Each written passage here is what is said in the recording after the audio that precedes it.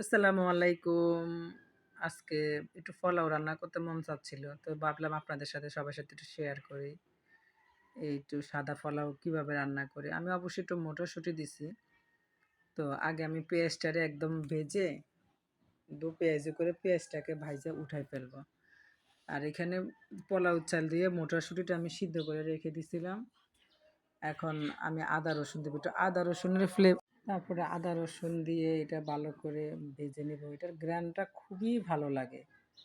যে এই পুরা একটা গ্রাম থাকে, খুব ভাল লাগে, এটা পোলাওর সাথে আসে। এখন এটা একদম ভাজা ভাজা করে আমি পোলাও চালটা দিয়ে দিব। মটরশুঁটিটা কিন্তু আমি সিদ্ধ করে রেখেছিলাম আগে।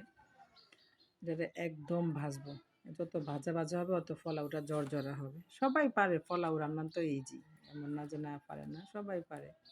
তো এখন গরম পানি দিয়ে দিব। পোলাওটারে ভালো মতো ভেজে